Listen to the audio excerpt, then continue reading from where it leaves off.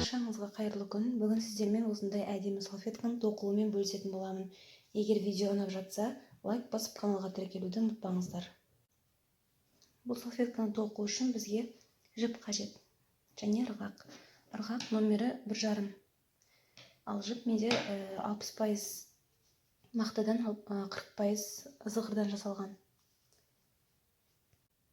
Өз қалауларыңыз бойынша әртүрлі жіпті алуға болады, бірақ ол жіп міндетті түрде салфетка тоқуға арналған болуы керек. Дайын болсаңыздар бастаймыз. Ең бірінші біздер 10 үлпілдек шалу жасаймыз.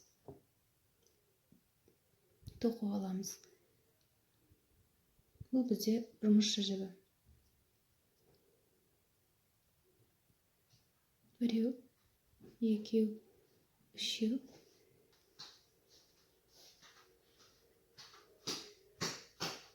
4, 5, 6, 7, 8,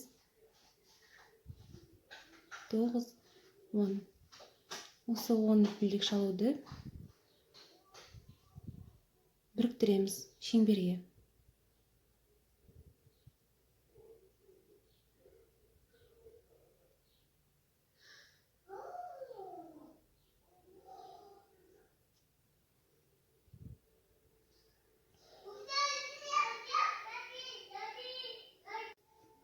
Біздер шеңберді тоқып алдық. Енді осы шеңбердің ішіне барлығы 20 болатындай етіп, бір бос жіп қосылған шалу тоқимыз.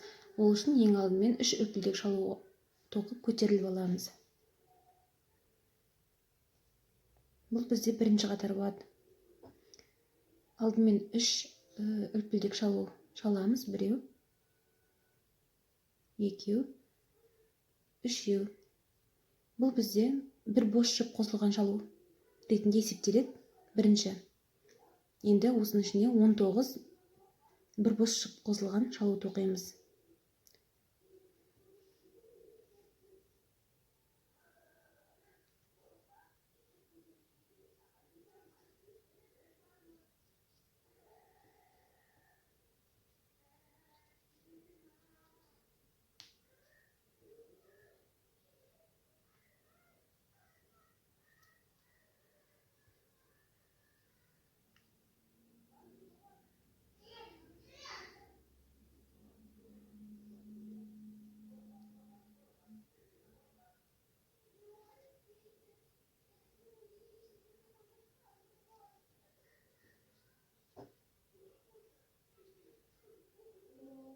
Міне осылай 20-ға толғанша тоқисыздар. Мен 6-ын тоқып қойдым. Сіздер ағай тоқыңыздар. Бірінші қатарда тоқып бітірдік. Енді осыны біріктіреміз, бекітеміз. Мына жердегі жаңа 3 үлпілдек шалудың үшіншісіне ырғақты кіргізіп, жіп алып шығамыз, жұмысшы жібін. Оны мына жіптен өткіземіз. Бұл бізде бірінші қатар аяқталды. Енді екінші қатарға көшеміз. Екінші қатарда біздер тап солай 3 үлпілдек шалу алып көтерілеміз. Одан кейін 5 үлпілдек шалудан арка жасаймыз. Одан соң бір бос жіп қосылған шалу тоқимыз. Әрбір таяқшаның үстіне ортада бір таяқша қалады. 3 үлпілдек шалу, арка және бір бос жіп қосылған шалу. Тағы да арка, бір бос жіп қосылған шалу. Ортада бір таяқша қалады.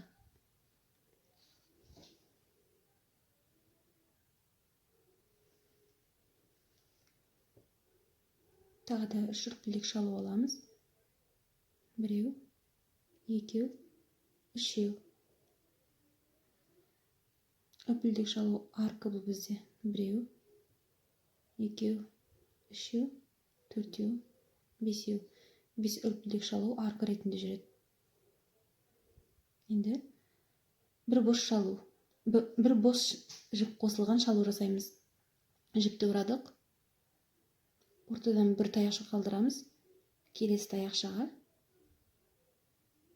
тоқимыз.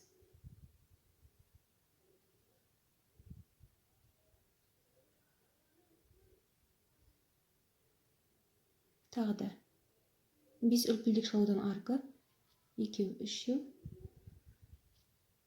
5 жіпті орадық, бір бос қосылған шалу, ортадан бір таяқ қалдырамыз, келесі таяқшаға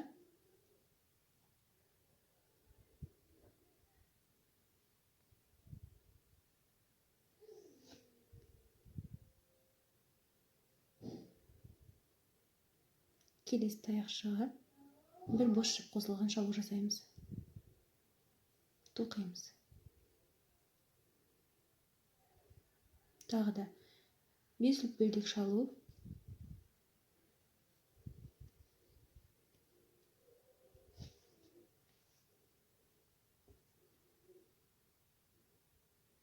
бір таяқша қалдырамыз, келесі таяқшаға тоқимыз. Осылай айналадан тоқып шығасыздар. Міне екінші қатардың соңына келдік. Енді осы жердегі арканы былайша тоқимыз. Бір үлпілдек шалу шаламыз. Содан соң екі бос жіп аламыз ырғаққа. Оны мына жердегі үшінші үлпілдек шалуға ырғағымызды кіргізіп, жұмыс жібін алып шығамыз. Содан соң барлығын екі-екіден біріктіреміз. Біреу,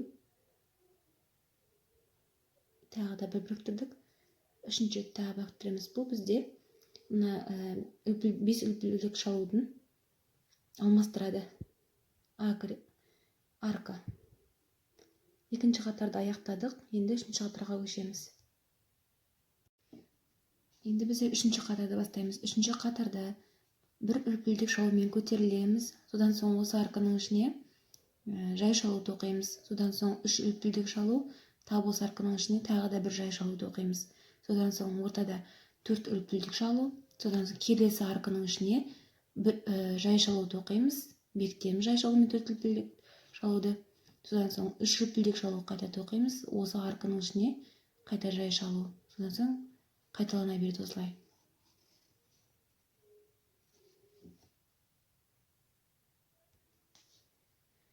Үшінші қатарды бастаймыз. Бір үлпілдек шалу көтереміз. Содан соң жай шалу дегеніміз ешқандай жіп қоспайсыздар. Жай ғана аркаға ырғақты кіргізіп, жіп алып шығып, оны былайша бекітесіздер. Бұл жай шалу. Содан соң 3 үлпілдек шалу, біреу, 2, 3. Тағы да осы арканың ішіне жай шалумен бекітеміз.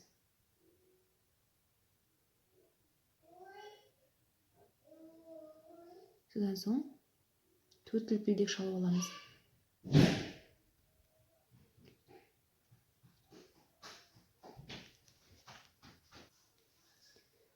4 үлпілдек шалу аркаға бекітеміз. Келесі аркаға жай шалу жасаймыз.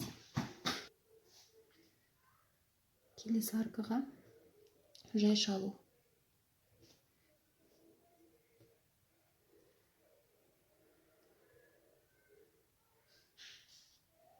Тағы да 3 үлпілдек шалу.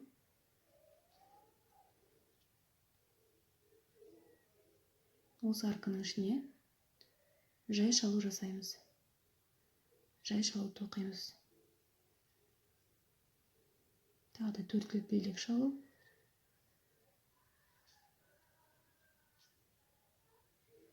Келесі арканың ішіне жай шалу тоқимыз. Бірінші жай шалу. 3 үлпілдек шалу.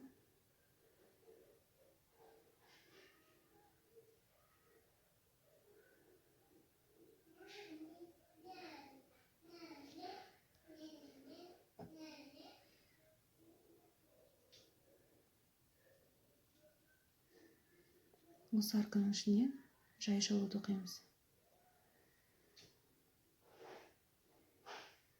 Осылай қайталана береді.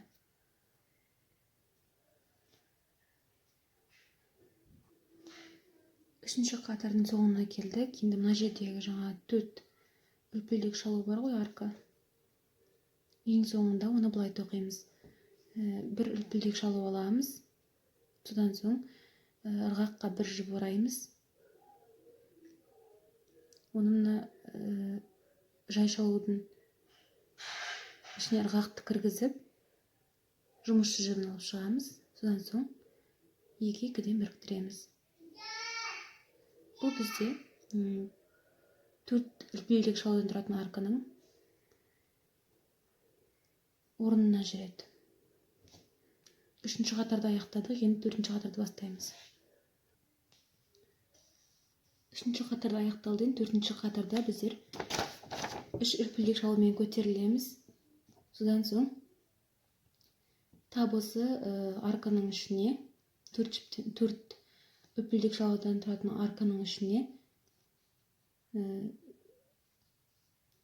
4 бір бос жіп қосылған шалу тоқимыз.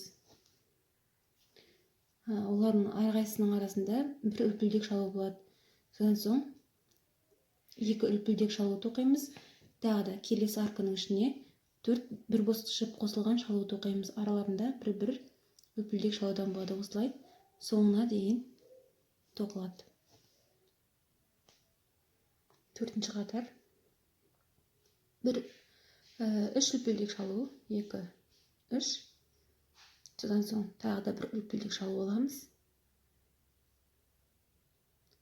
Енді осы арканың ішіне 3 бір бос жіп қосылған шалу тоқимыз.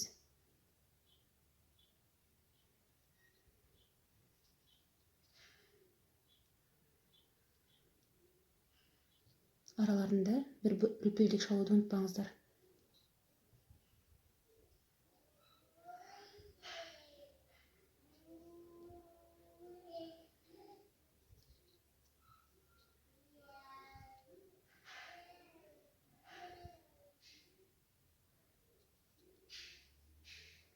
Содан соң 2 үлпілдек шалу аламыз.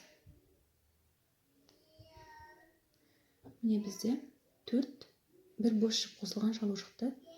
Содан соң 2 үлпілдек шалу.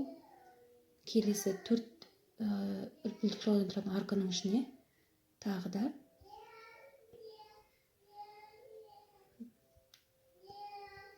4 бір бос жіп қосылған шалу тоқимыз.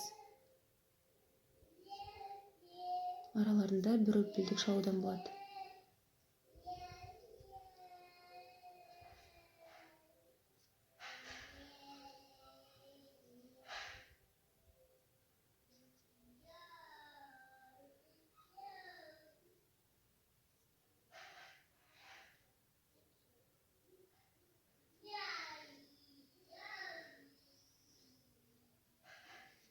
Міне 4.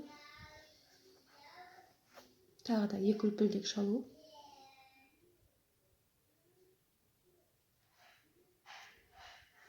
Келесі арканың ішіне 4 үлпілдек шалу тұратын арканың ішіне 4 бір бос жіп қосылған шалу тоқимыз. Біреу арасында үлпілдек шалу бар. 2 тағы бір үлпілдек шалу.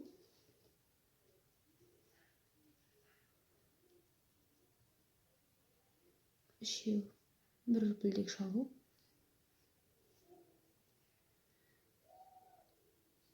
4. Содан соң 2 үлпілдек шалу тоқимыз. Осылай соңына дейін тоқып шығамыз. 4-ші қатардың соңына келдік. Енді біріктіреміз. 3-ші үлпілдек шалуға біріктіреміз.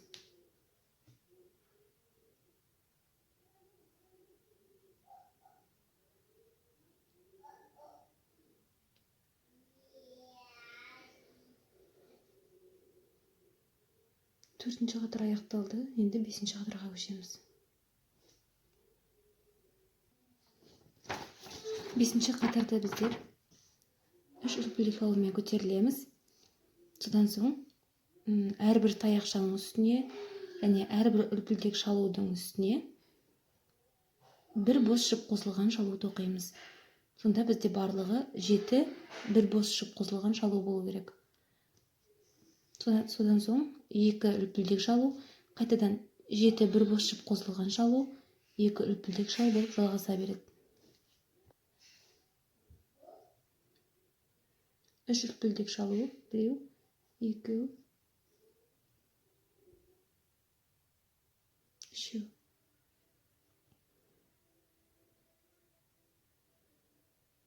Келесі үлпілдек шалудың үстіне бір бос жіп қосылған шалуды оқимыз.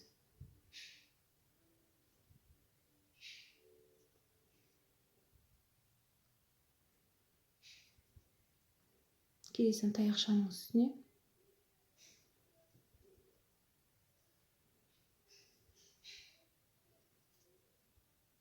үлпілдек шалуға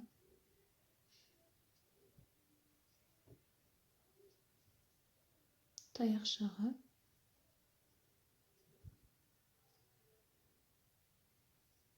үлпілдек шалуға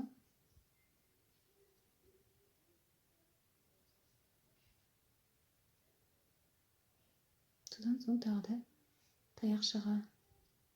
Бізде барлығы 7 бір бос жіп қосылған шалу болады.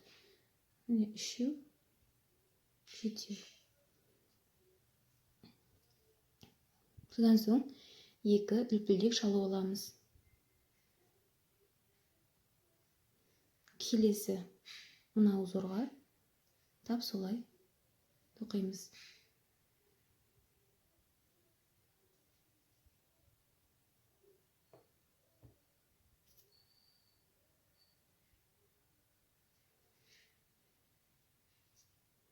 Біреу,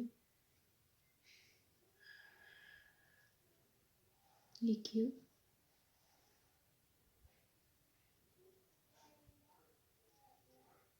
үшеу, төртеу,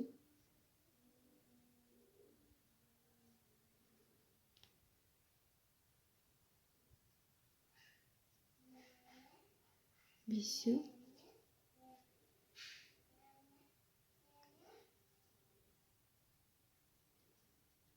алтау және 7-ші бір бос жіп қосылған шалу. Не осылай соңына дейін тоқып шығасыздар. 7 бір бос жіп қосылған шалу әрбір узорға және 2 араларында 2 үлпілдек шалудан. 5-ші қатарды аяқтадық, енді бекітеміз.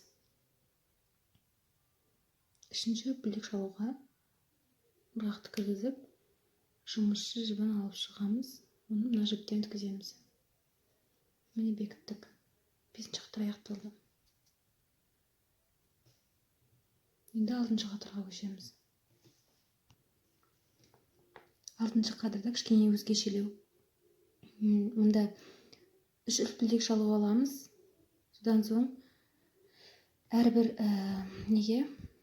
таяқшаның үстінен бір бос жіп қосылған шалу аламыз. Бірақ бұнда төбелері бірдей. Орысша бұны қазақша қалай айтатын білмеймін. Орысша 3 столбика с одним накидом с общей вершиной деп атады. Әрбірінің арасында 4 үлпілдек шалудан болады.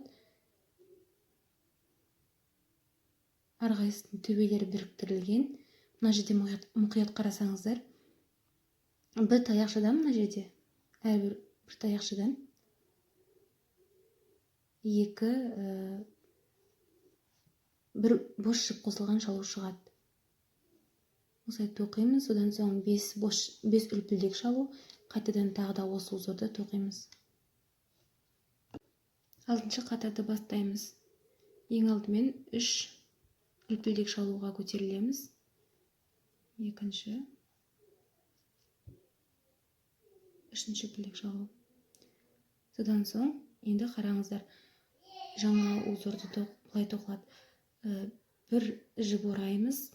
Келесі таяқшаның үстіне ырғақты кіргізіп, жұмысшы жібін алып шығамыз.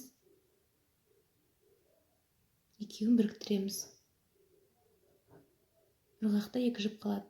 Оны тоқымаймыз. Тағы да бір жіп ораймыз. Келесі 3-ші таяқшаның үстіне тағы да ырғақты кіргізіп, жіп алып шығып, екеуін тоқимыз. Ырғақта 3 жіп пайда болды. Осы 3 жіпті барлығын бірге тоқимыз. Содан соң 4 бос шал, 4 үлпілдек шалу аламыз. Біреу, екеу, төртеу. Енді келесі узор тоқимыз. Келесі тағы да.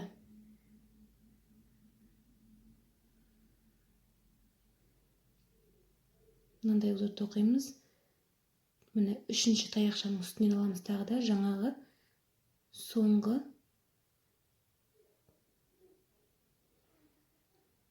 екеуін бір жерге кіргіземіз. Міне екеуін бір жерге кіргізіп тоқимыз.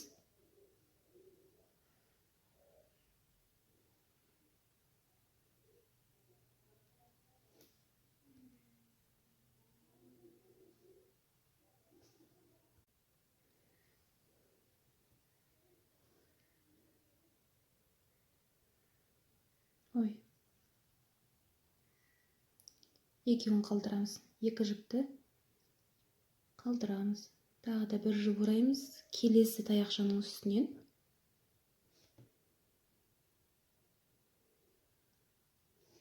ырғақты кіргізіп, жұмысшы жібін алып шығамыз.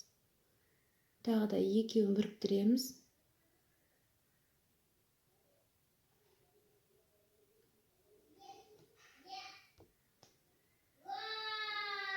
Одан соң тағы да бір жіпке ораймыз. Үшінші таяқшаның үстіне жіптік ырғақты кіргізіп, жіп алып шығамыз. Екеуін біріктіреміз. Ырғақта 4 жіп пайда болады. Осылардың барлығын біреу қылып өткіземіз. Бір жіппен өткіземіз, төбелерін біріктіреміз. Бізде осындай узор шығады. Тағы да 4 үлпілдек шалу, біреу, екеу, үшеу, төртеу. Бір жіп ораймыз. Жаңағы соңғы таяқша шыққан жерден, мына жерден тап осы жерге тағы да ырғақты кіргіземіз. Екеуін тоқимыз. Соңына дейін барлығын тоқымаймыз. Тек қана екеуін тоқимыз. Сосын тағы да бір жіп орап, екіншісіне кіргіземіз. Тағы да екеуін тоқимыз. Үшеу қалады. Тағы да бір рет екеуін тоқимыз. 4 жіп пайда болды. Төртеуін барлығын бір жіппен өткіземіз. Міне осылай тоқимыз. Содан соң 5 үлпілдек шалу аламыз.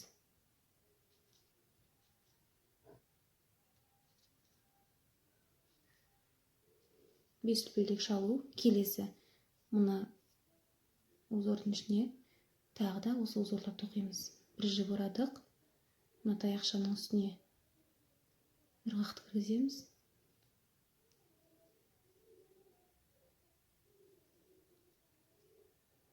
Екеуін біріктірдік. 2 жіп қалды. Тағы да келесі таяқшаға кіргіземіз. Екеуі қалады. Тағы да бір жіп ораймыз. Міне 4 жіп пайда болды. 4 жіптің барлығын бір жіппен біріктіреміз. Содан соң екеу, үшеу, 4 үлпілдек шалу, жіпті орадық. Мына жердегі соңғы таяқшаның қасына, соның қасына кіргіземіз. Бірінші,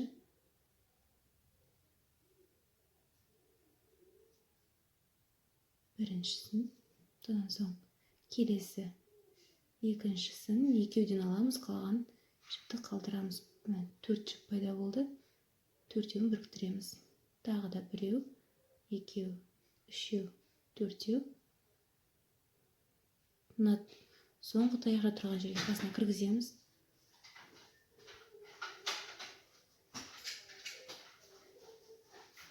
Ой, кешірім өтінемін, соңына дейін тоқымаймыз.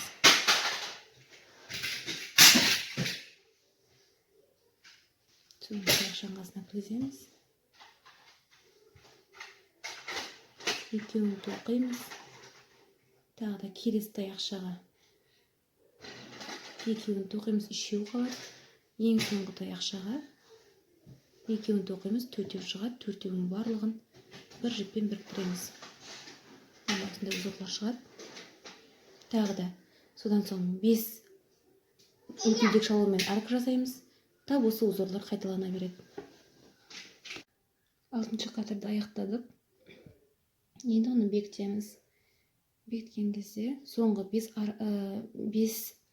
үлпілдек шалудан тұратын арканы былай тоқимыз. 2 үлпілдек шалу аламыз және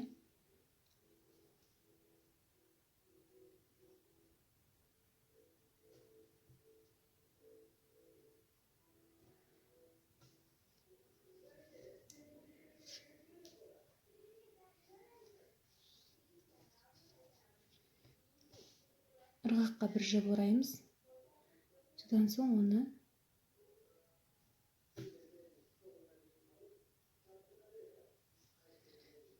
мына жердегі ортақ төбеге келіп біріктіреміз. Ырғақты кіргіземіз.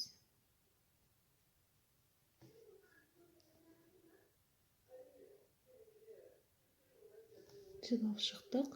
Екеуін біріктіреміз.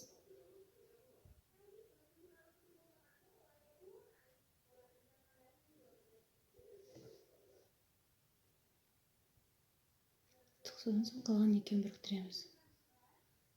Міне 6-шы қатар аяқталды. Енді әрмен қарай 7-ші қатарға көшеміз.